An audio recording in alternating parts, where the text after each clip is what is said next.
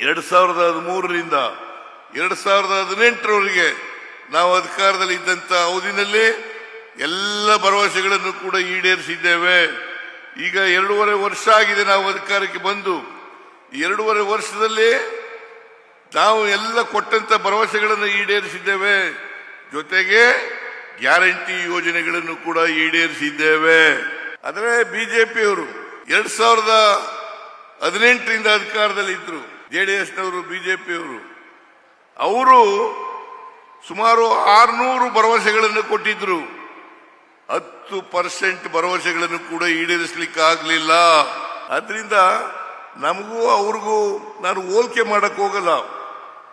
ಅವರು ಸುಳ್ಳು ಹೇಳ್ತಾರೆ, ನಾವು ಏನು ಹೇಳ್ತೀವಿ ಅದರಂತೆ ನಡ್ಕೊಳ್ತಕ್ಕಂಥ ಕೆಲಸವನ್ನ ಮಾಡ್ತೇವೆ ಅಂತಕ್ಕಂಥ ಮಾತುಗಳನ್ನು ಹೇಳಲಿಕ್ಕೆ ಬಯಸ್ತಾ ಇದ್ದೇನೆ. ಹೊಸ ತಾಲೂಕುಗಳು ರಾಜ್ಯದಲ್ಲಿ ಘೋಷಣೆ ಆದದ್ದು 63 ತಾಲೂಕುಗಳು.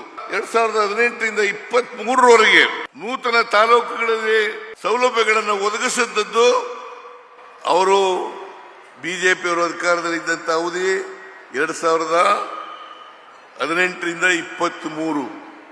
ಒಟ್ಟು ಬರೀ 14 ತಾಲೂಕುಗಳಲ್ಲಿ ಮಾತ್ರ ಅಭಿವೃದ್ಧಿ ಕೆಲಸಗಳನ್ನು ತಗೊಂಡಿದ್ರು, ಬಿಲ್ಡಿಂಗ್ಗಳನ್ನು ಕಟ್ಟತಕ್ಕಂಥ ಕೆಲಸವನ್ನು ಮಾಡಿದ್ರು. ನಾವು 2023ರಲ್ಲಿ ಅಧಿಕಾರಕ್ಕೆ ಬಂದು ಉಳಿದಂತ ತಾಲೂಕುಗಳು 49 ತಾಲೂಕುಗಳಲ್ಲೂ ಕೂಡ ನಾವು ಕಟ್ಟಡಗಳನ್ನು ಕಟ್ಟಿದ್ದೇವೆ, ಪ್ರಜಾಸೌಧಗಳನ್ನು ಕಟ್ಟಿದ್ದೇವೆ. ಮಂಜೂರು ಮಾಡಿದ ಮೇಲೆ ಕಟ್ತೀವಿ ಅಂತಕ್ಕಂಥ ಮಾತುಗಳನ್ನು ಹೇಳಲಿಕ್ಕೆ ಬಯಸ್ತಾ ಇದ್ದೇನೆ. ಕಲ್ಯಾಣ ಕರ್ನಾಟಕದಲ್ಲಿ ಮಂಜೂರಾದಂತ ಹೊಸ ತಾಲೂಕುಗಳು 19. ಆದರೆ ಬಿಜೆಪಿಯವರ ಕಾಲದಲ್ಲಿ ಮಾಡದಂತ ಕಟ್ಟಡಗಳು, ಮಂಜೂರಾದಂತ ಕಟ್ಟಡಗಳು ಬರೀ 2.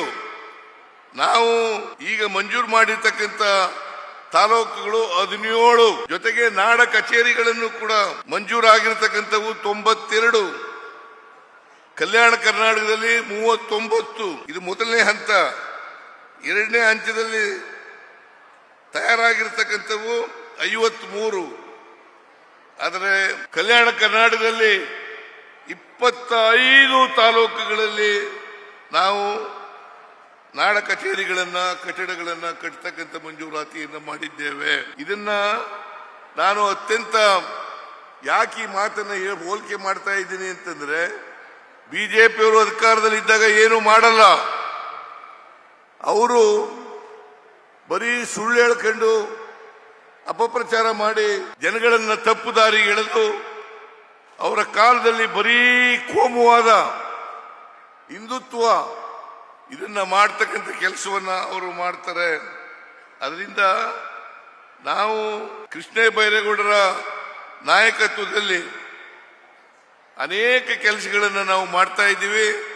ಇನ್ನು ಮುಂದೆನೂ ಕೂಡ ಮಾಡ್ತೇವೆ ಅಂತಕ್ಕಂಥ ಮಾತುಗಳನ್ನು ಹೇಳಲಿಕ್ಕೆ ಬಯಸ್ತಾ ಇದ್ದೇನೆ. ನೋ ಉತ್ಪ್ರೇಕ್ಷೆ, ನೋ ಊಹಾಪೋಹ. ತಾಜಾ ಸುದ್ದಿ, ನಿಖರ ಮಾಹಿತಿಗೆ ಬ್ರೌಸ್ ಮಾಡಿ ವಿಜಯವಾಣಿ.net. QR ಕೋಡ್ ಸ್ಕ್ಯಾನ್ ಮಾಡಿ ಆಪ್ ಡೌನ್ಲೋಡ್ ಮಾಡಿಕೊಳ್ಳಿ.